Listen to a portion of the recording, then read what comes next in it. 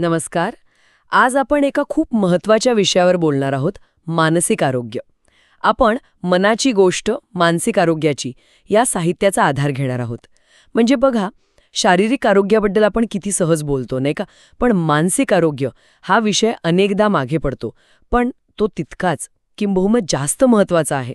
तर आज आपण या साहित्याच्या मदतीने हा विषय जरा सखोलपणे समजून घेऊया. सुरुवात एकदम सोप्या प्रश्नाने करू. मानसिक आरोग्य म्हणजे नेमकं काय? फक्त म्हणजे मानसिक आजार नसणं एवढंच पुरेसं आहे का? नाही, अजिबात नाही. हे साहित्य पण तेच सांगतं. मानसिक आरोग्य म्हणजे केवळ आजाराचा अभाव नाही. ही एक स्थिती आहे.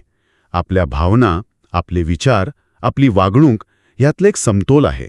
म्हणजे आयुष्यातले ताणतणाव येतात जातात. त्यांना आपण कसं हाताळतो, स्वतःला कसं सांभाळतो, ही क्षमता म्हणजे मानसिक आरोग्य. ही एक सकारात्मक बाब आहे, फक्त नकारात्मकतेचा अभाव नाही. बरोबर. आणि इथेच खरी गंमत आहे असं मला वाटतं.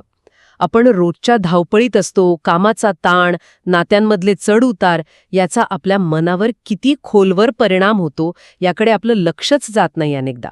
अगदी.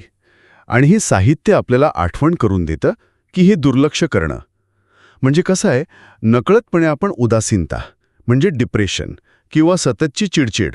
हो, झोपेच्या तक्रारी पण सुरू होतात. हो, अगदी. झोपेच्या समस्या ह्या सगळ्यांना आपण आमंत्रण देत असतो. आणि अजून एक महत्त्वाचा मुद्दा जो ह्या साहित्यात मांडला आहे, तो म्हणजे शरीर आणि मन यांचं कनेक्शन. हे अतूट नातं आहे. अच्छा, म्हणजे मानसिक आरोग्याकडे लक्ष नाही दिलं तर त्याचे शारीरिक परिणाम पण दिसतात. नक्कीच. हे फक्त भावनिक पातळीवर थांबत नाही. सततचा मानसिक ताण असेल ना, तर त्याचा थेट परिणाम आपल्या शरीरावर होतो. पचन बिघडतं, प्रतिकारशक्ती कमी होते. थकवा येतो खूप. बरोबर. खूप थकवा जाणवणं ही सगळी लक्षणं आहेत जी सांगतायत की मानसिक पातळीवर काहीतरी बिनचललंय. हे समजून घेणं खूप गरजेचं आहे. हो ना, म्हणजे हे परिणाम शारीरिक पातळीवर पण दिसू शकतात. मग स्वतःची काळजी घ्यायची कशी? काय मार्ग आहेत? या साहित्यात काही उपाय सांगितले आहेत का? हो, नक्कीच. काही पारंपरिक उपाय तर आहेतच, जसं व्यायाम, ध्यान वगैरे. पण त्यासोबतच काही वेगळ्या गोष्टी पण सांगितल्या आहेत, जसं की स्वतःसाठी वेळ काढणं. अगदी थोडा वेळ. पण तो फक्त स्वतःसाठी. अगदी. मग त्यात आवडीचं काहीतरी करावं. चित्र काढणं असेल, संगीत ऐकणं असेल, किंवा काहीच न करता शांत बसणं. याला आपण माइंडफुल पॉज किंवा सजग विश्रांती म्हणू शकतो. बरोबर. सजगता महत्वाची. आणि भावना व्यक्त करण्याबद्दल काय? हो, तोही खूप महत्वाचा मुद्दा आहे. आपण अनेकदा भावना दाबून टाकतो, पण या साहित्यात म्हटलंय की व्यक्त होणं गरजेचं आहे. लिहून काढा, विश्वासू मित्रांशी बोला किंवा कलेच्या माध्यमातून व्यक्त व्हा.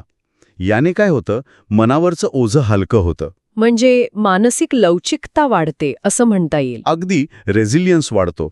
छोट्या वाटणाऱ्या गोष्टी आहेत, पण खूप प्रभावी आहेत. पण समजा हे सगळं करूनही बरं वाटत नसेल तर, म्हणजे त्रास होतच असेल तर अजिबात संकोच न करता मदत मागावी. हा सगळ्यात महत्त्वाचा संदेश आहे या साहित्याचा. मानसोपचारक तज्ज्ञ किंवा समुपदेशक यांची मदत घेणं आवश्यक आहे. आणि यात एक खूप छान विचार मांडलाय की मन थकणं हे काही कमीपणाचं लक्षण नाहीये. हो. ते माणूस असल्याचं लक्षण आहे. आपल्याला ताप आला तर आपण जातो ना डॉक्टरकडे. हो, लगेच जातो. मग मनाला आधाराची गरज असेल तर व्यावसायिक मदत घ्यायला लाजायचं का? हा प्रश्न खरंच विचार करायला लावणार आहे. आपण अजूनही मानसिक आरोग्याला शारीरिक आरोग्याइतकं महत्त्व का देत नाही, यावर समाजाने विचार करायला हवा. खरंच खूप महत्वाचा मुद्दा आहे हा. तर या सगळ्या चर्चेतून आपण काय घेऊन जाऊ शकतो? मुख्य गोष्ट म्हणजे स्वतःच्या मनाचं ऐकायला हवं, त्याच्या गरजा समजून घ्यायला हव्यात आणि गरज वाटली तर योग्य पाऊल उचलायला हवं. आणि हो, इतरांच्या भावनांबद्दल पण थोडी सहानुभूती बाळगायला हवी. या साहित्यात एक वाक्य खूप छान आहे. माणूस तेव्हाच खऱ्या अर्थाने सुंदर दिसतो जेव्हा त्याचं मन शांत आणि निरोगी असतं. अगदी बरोबर. आणि समारोप करताना एक विचार मी सगळ्यांसाठी सोडून जाऊ इच्छितो. आपल्याला हे तर पटलं आहे की मानसिक आरोग्य महत्त्वाचं आहे शारीरिक आरोग्याइतकंच. मग फक्त यावर बोलण्यापेक्षा किंवा नुसता विचार करण्यापेक्षा आजपासून आपल्या रोजच्या जगण्यात आपण असा कोणता एक छोटासा बदल करू शकतो. अगदी छोटा पण ठोस बदल. कोणतीही कृती आपण नियमितपणे करू शकतो जी आपल्या मानसिक आरोग्याला प्राधान्य देईल. याचं उत्तर प्रत्येकासाठी वेगळं असेल, पण ते शोधणं आणि अंमलात आणणं महत्वाचं आहे.